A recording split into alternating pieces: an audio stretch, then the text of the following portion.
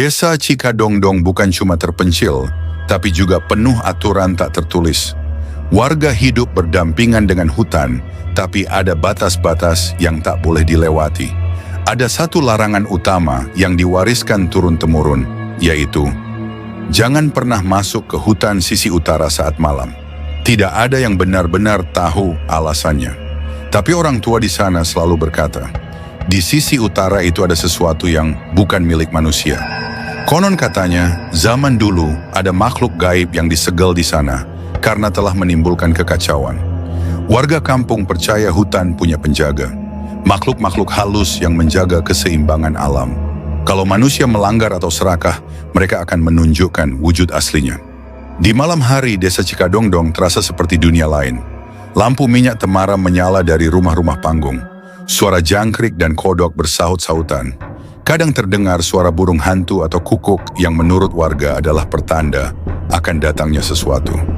Anak-anak sudah harus masuk rumah sebelum azan maghrib selesai dikumandangkan.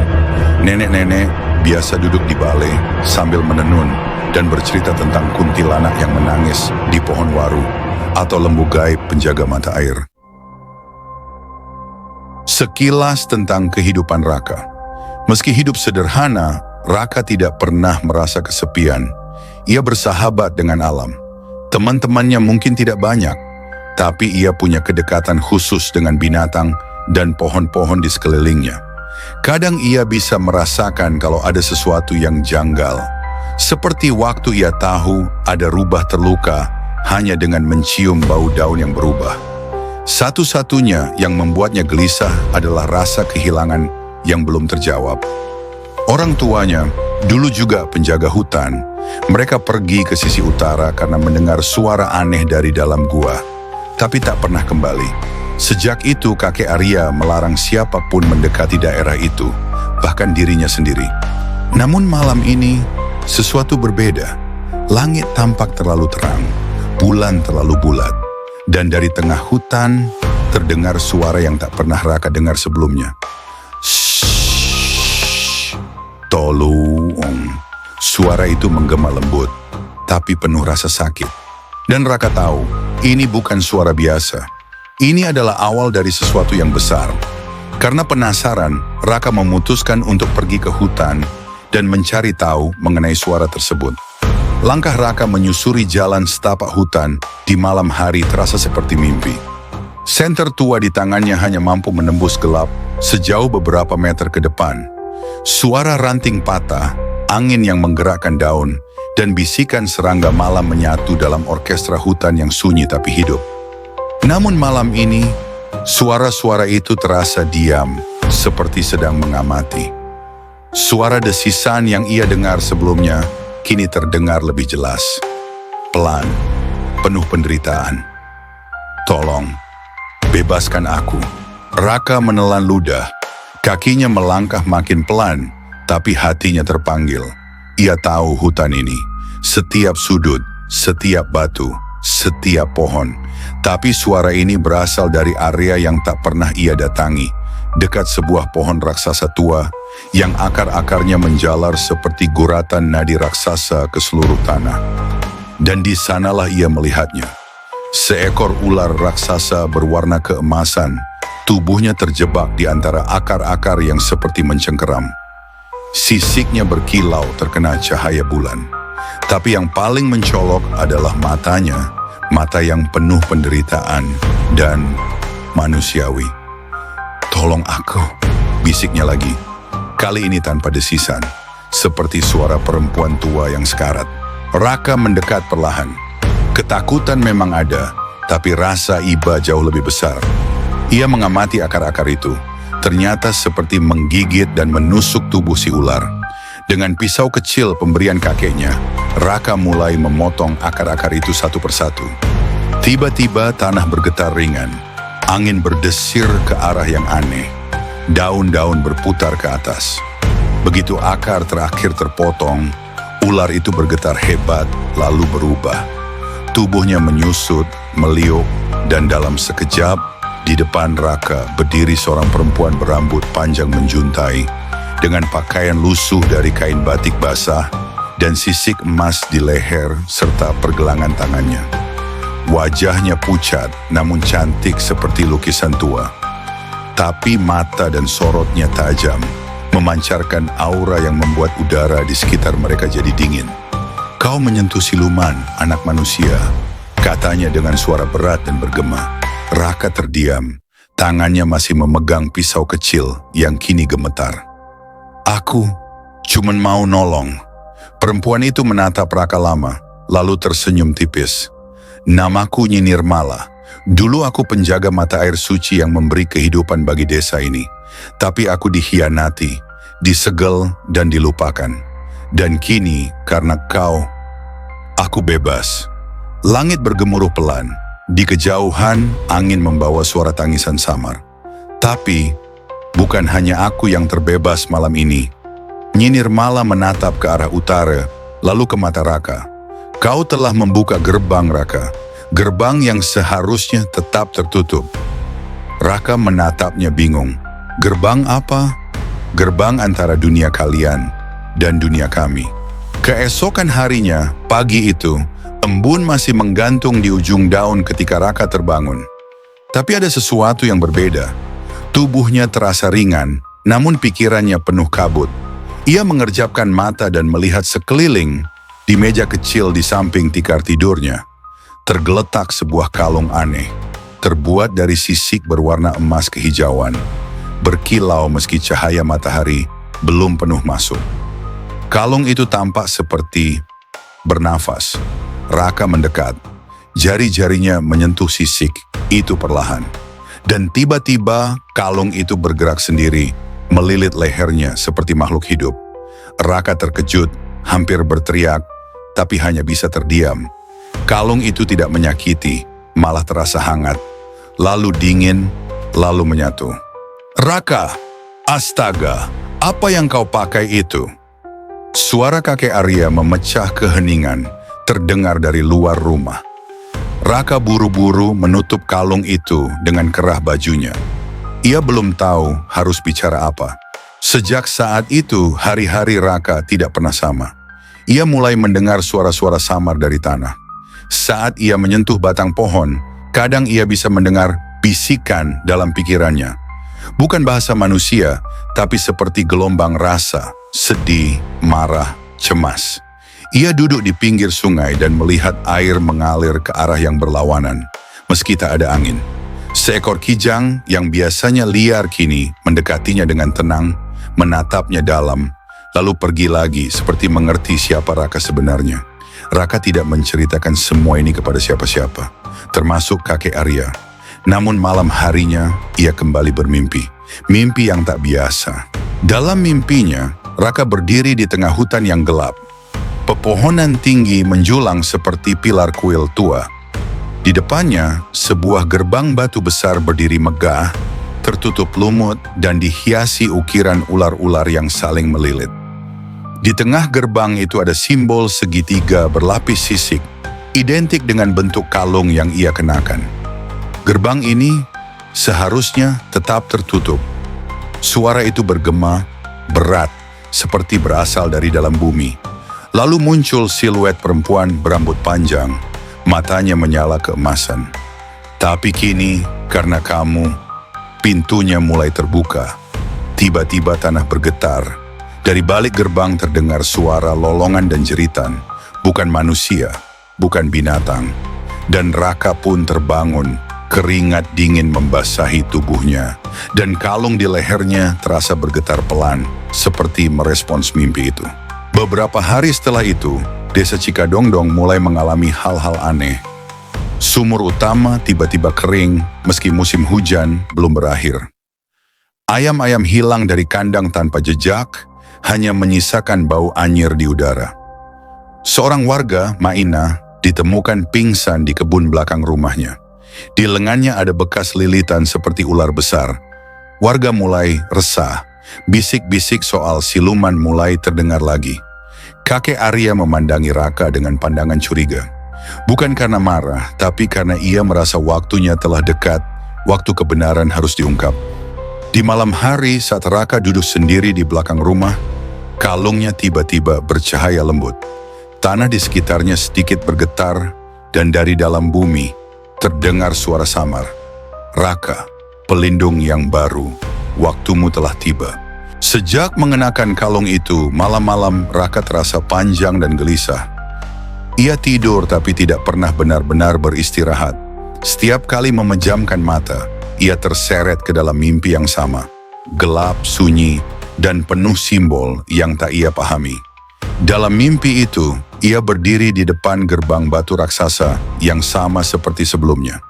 Tapi kali ini, gerbang itu bergetar, retakan muncul perlahan dari bawah. Dari dalam celah, muncul cahaya merah samar seperti bara yang hampir padam. Suara-suara lirih terdengar dari balik gerbang. Buka, buka, sudah terlalu lama. Waktunya kembali. Raka terbangun dengan tubuh basah oleh keringat. Nafasnya tersengal. Tapi malam itu berbeda. Ia tidak hanya bermimpi. Ia mendengar suara yang sama di luar rumahnya.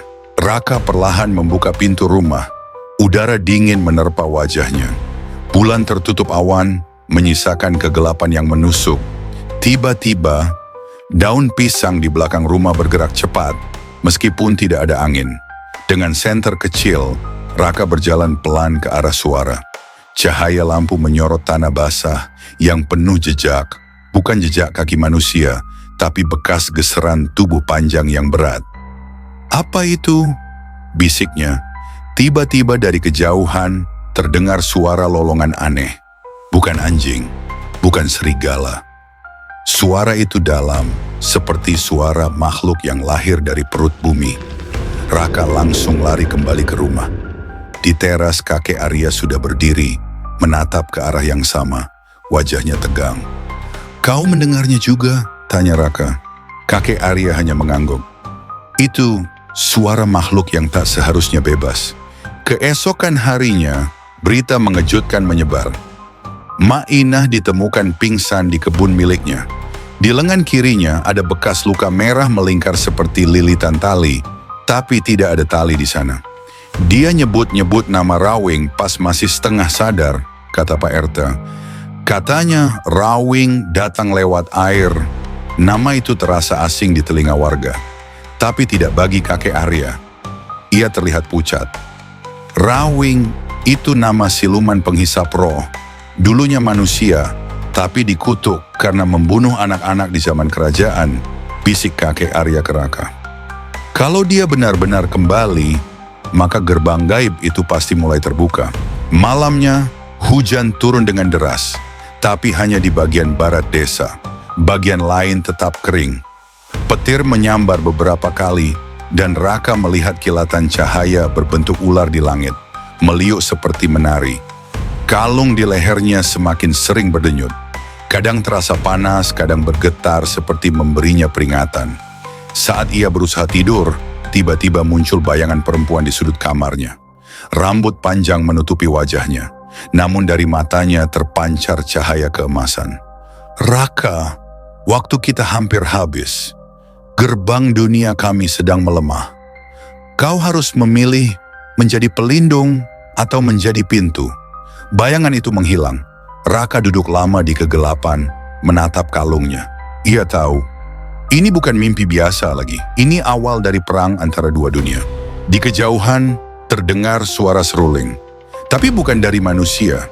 Seruling itu diiringi desisan panjang, dan bayangan besar merayap di atap rumah warga. Malam itu, desa Cikadongdong tak lagi aman. Pagi itu, langit mendung menggantung rendah di atas desa Cikadongdong. Awan gelap seolah menahan sesuatu yang lebih dari sekadar hujan. Suasana desa pun semakin muram, apalagi setelah Maina jatuh sakit secara misterius. Raka berjalan pelan menuju rumah setelah mengambil air dari sungai kecil di utara. Tapi langkahnya terhenti saat melihat kakek Arya sedang duduk bersila di depan tungku, menatap api dengan tatapan kosong. "Kah," kata kakek tiba-tiba, suaranya berat. "Kita harus bicara tentang semuanya." Raka menaruh gentong air, duduk di hadapan kakeknya. Api tungku menari, bayangannya bermain di dinding bambu. Suasana terasa seperti dunia sedang menahan napas. Kakek Arya membuka cerita dengan suara pelan, seolah setiap kata punya berat sendiri. Kamu pasti bertanya-tanya, kenapa semua ini terjadi padamu? Kenapa kamu bisa melihat hal-hal yang tak bisa dilihat orang lain? Ia menarik napas panjang. Orang tuamu bukan hanya penjaga hutan biasa. Mereka adalah bagian dari kelompok kuno bernama Penjaga 5 Gerbang. Tugas mereka adalah menjaga batas antara dunia manusia dan dunia siluman. Raka terpaku, hatinya berdebar kencang. Orang tuanya selalu dianggap hilang karena badai di hutan belantara. Tak ada yang tahu pasti, tapi kini semuanya berubah. Mereka mengorbankan diri untuk menjaga gerbang utara, yang waktu itu mulai retak karena ulah para pemburu siluman. Manusia serakah yang ingin memanfaatkan kekuatan dari dunia gaib. Dan kamu, sejak kecil sudah terpilih, tapi kekuatanmu tertidur, sampai kau menyelamatkan Nyi Nirmala di sungai itu.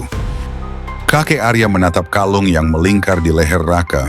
Mata tuanya menyipit seperti mengenali sesuatu dari masa lalu. Itu bukan sekadar kalung, tapi bagian dari sisik tertua, warisan dari siluman ular yang pertama kali membuat perjanjian damai dengan manusia. Kalung itu adalah kunci terakhir, satu-satunya yang bisa menutup kembali gerbang kalau segelnya rusak. Raka terdiam, berusaha mencerna semuanya. Tapi kalau kau memilih memakainya sampai akhir, kau bukan cuma pelindung, kau bisa jadi sasaran, karena makhluk dari balik gerbang akan mencarimu. Mereka tahu kau pembawa kunci. Kakek membuka kotak kayu tua dari bawah lantai. Di dalamnya ada foto pudar, sepasang lelaki dan perempuan dengan senyum hangat. Di belakangnya tertulis, "Untuk Raka, jangan takut menjadi terang dalam gelap." Ini ibumu, ayahmu. Mereka berdua pernah berdiri di titik yang sekarang kau pijak. Tapi mereka memilih untuk menghilang dari dunia demi menjaga keseimbangan. Raka memegang foto itu dengan gemetar. Matanya panas, ada air yang ingin jatuh tapi ia tahan. Saat malam mulai turun, langit berubah merah tembaga. Bukan senja biasa. Dari kejauhan terdengar suara tabuhan kendang yang datang dari tengah hutan. Irama yang asing, tapi menggugah naluri Raka. Kakek Arya berdiri di beranda, menatap ke arah suara itu. Itu suara upacara pemanggilan. Artinya seseorang dari dunia seberang sedang menandai tempat ini. Kalung Raka kembali bergetar, tapi kali ini berdenyut kencang seperti jantung yang ketakutan. Pagi harinya, di tengah lapangan desa, warga menemukan lambang segitiga sisik terbakar di atas tanah. Di sekelilingnya, tanaman layu dan tanah menghitam. Seseorang atau sesuatu telah datang, dan itu hanya awal. "Bersiaplah, ujar kakek Arya. Ini bukan sekadar cerita tua. Ini adalah awal dari pertarungan yang pernah terjadi ratusan tahun lalu. Dan kini, waktunya mengulang. Hari itu langit di desa Cikadongdong seperti berhenti bergerak. Awan menggumpal diam. Angin tak lagi berhembus. Warga mulai takut keluar rumah. Suara jangkrik pun lenyap, diganti oleh desisan pelan yang datang dari segala arah. Raka merasakan sesuatu berubah dalam dirinya.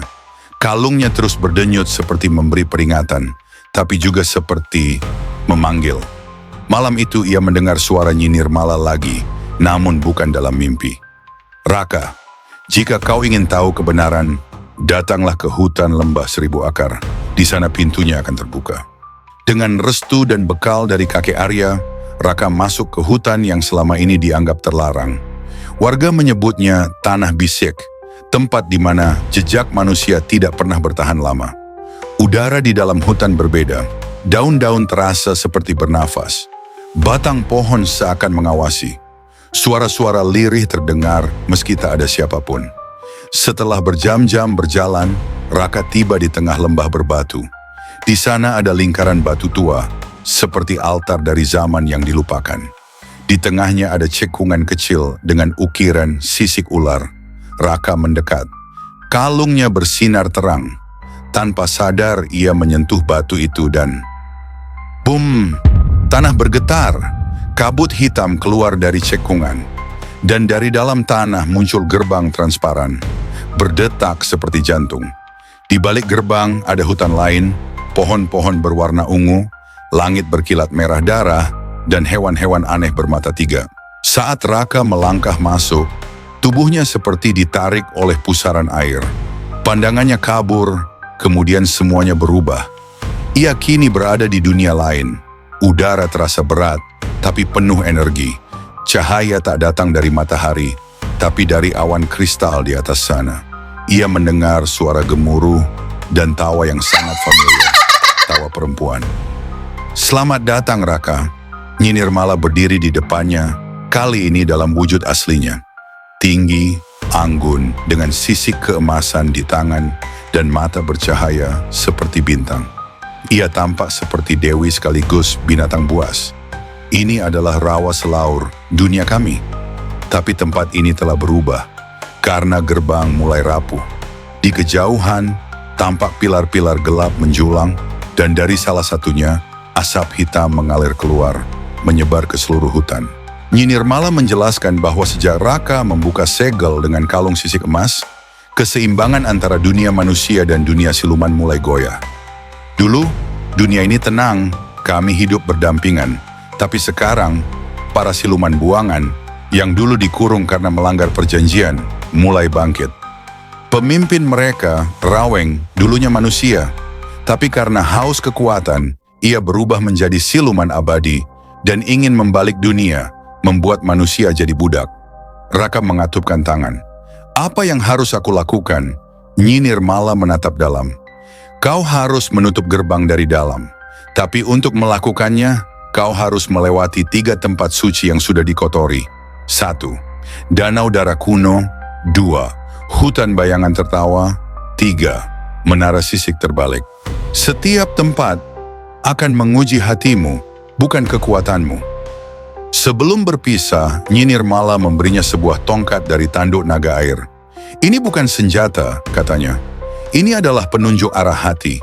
Kalau hatimu goyah, tongkat ini akan berubah menjadi ular yang melilit dirimu sendiri." Raka melangkah sendirian, menapaki jalan ungu yang berkilau menuju danau darah kuno.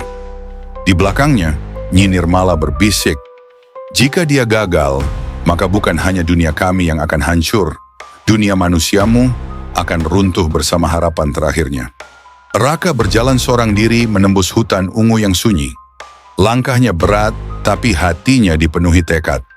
Tongkat tanduk naga di genggamannya kadang terasa dingin, kadang hangat, seperti merespons isi hatinya sendiri. Setelah beberapa jam, ia sampai di tepi danau. Airnya merah pekat seperti darah, memantulkan langit gelap penuh kabut. Tak ada angin, tak ada suara. Bahkan burung pun tak berani mendekat. Di tengah danau berdiri sebuah altar batu mengambang, dikelilingi pusaran air yang berputar perlahan. Untuk menuju ke sana, Raka harus menyeberang melalui jembatan ilusi yang hanya bisa dilihat oleh hati yang jujur. Begitu kakinya menyentuh permukaan air, danau itu berubah. Dari dalam air muncul refleksi Raka, tapi dengan mata hitam pekat dan senyum sinis. "Kau pikir bisa menyelamatkan dunia?" Suara refleksi itu mencibir. "Kau bahkan tak bisa menyelamatkan orang tuamu."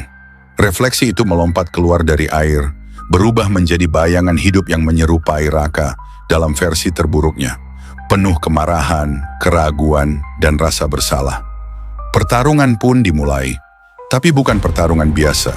Setiap pukulan dari bayangan itu bukan menyakitkan secara fisik, tapi menusuk ke dalam pikiran Raka. Kau ingin jadi pahlawan, tapi kau bahkan menangis tiap malam karena kesepian. Kalung itu bukan warisan, itu kutukan. Kalau kau mati di sini, tak akan ada yang peduli. Raka terjatuh. Tongkatnya mulai berubah bentuk menjadi ular kecil yang melingkar di pergelangan tangan. Tapi dari dalam hati, ia mengingat suara kakek Arya dan senyum lembut ibunya di foto lama. Ia berteriak, bukan karena marah, tapi karena menerima. "Aku takut, iya. Aku bingung, iya. Tapi aku tetap jalan. Karena itu satu-satunya cara melindungi mereka yang aku cinta." Bayangan itu menjerit, retak, lalu meledak menjadi kilatan cahaya.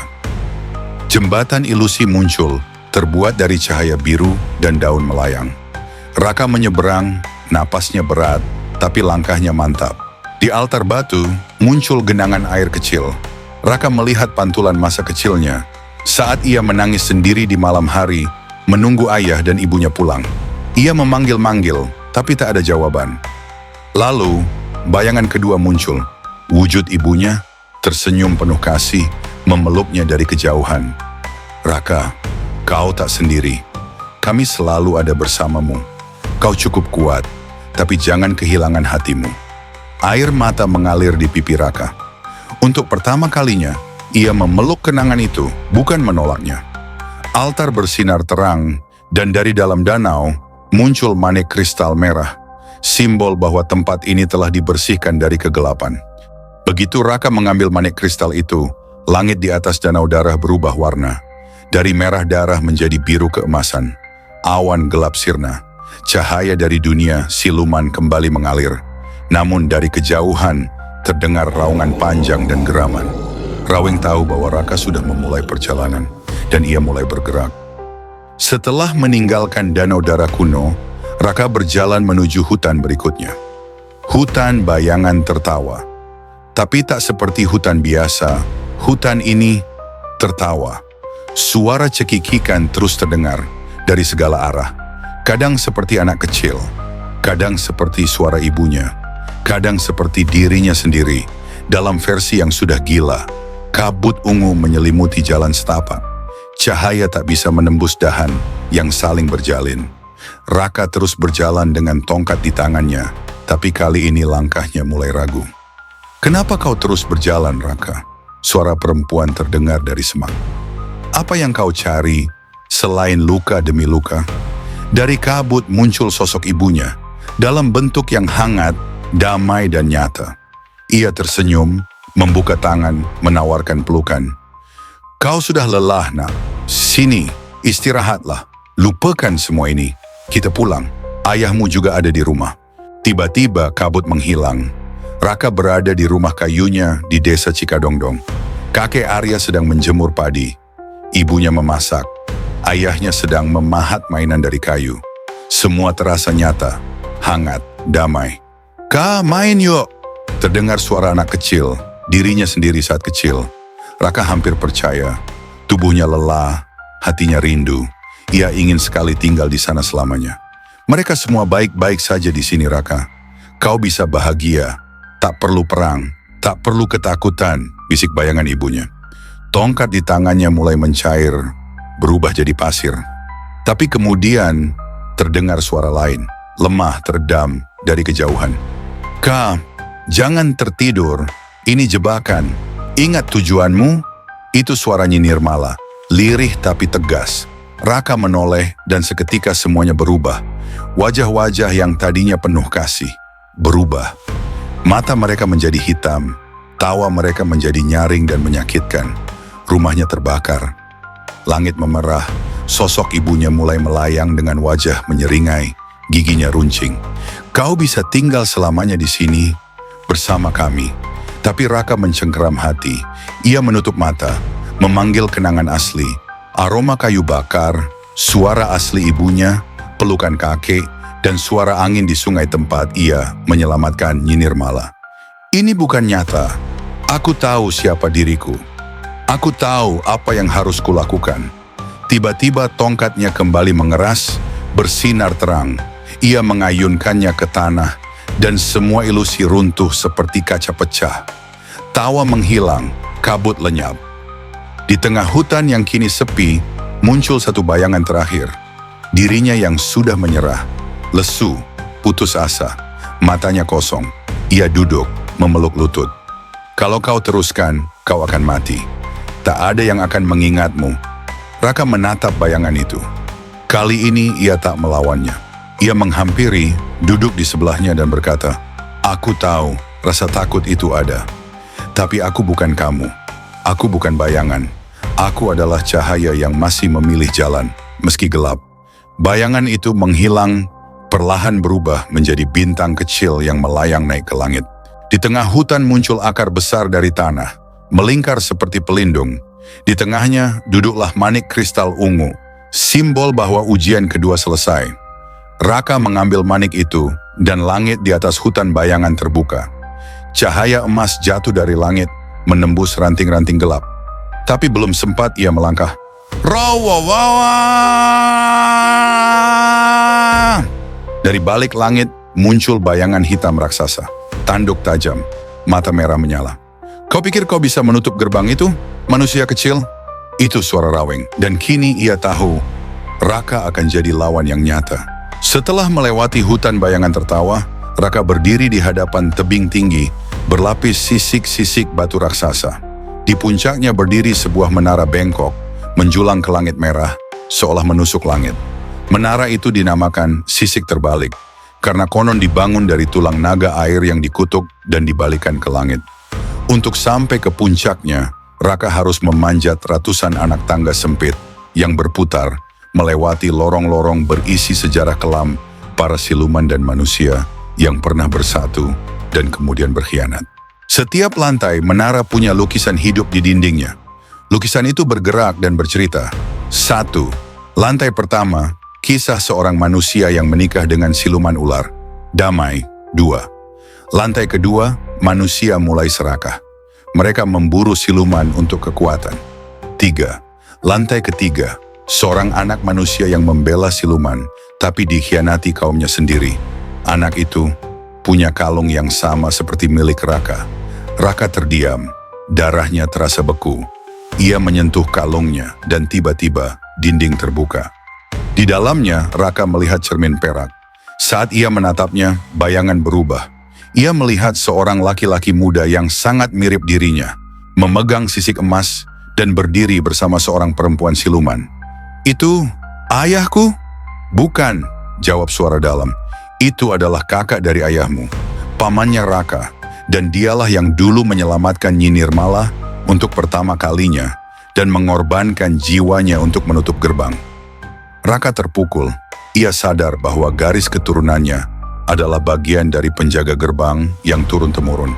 Dan kini ia adalah yang terakhir. Kau bukan dipilih karena kebetulan. Kau adalah warisan dari ikatan lama antara dua dunia. Begitu Raka mencapai puncak menara, ia menemukan altar tua dengan batu kristal terakhir, berwarna hitam keemasan. Tapi sebelum sempat disentuh, petir menyambar. Dari langit turun Raweng dalam bentuk utuh, tubuh raksasa bersisik batu, dengan 2 tanduk panjang berapi dan sayap dari kabut gelap. Ia dulu manusia, namun kini berubah total. Tak ada sisi manusia yang tersisa kecuali matanya yang penuh dendam. Kau mirip pamanku, ujar Raka pelan. Raweng tertawa. Dia mengurungku di sini, dan kau akan jadi tumbalnya berikutnya. Pertarungan pun terjadi. Raka menghindar dan menyerang dengan tongkat tanduk naga, tapi Raweng terlalu kuat.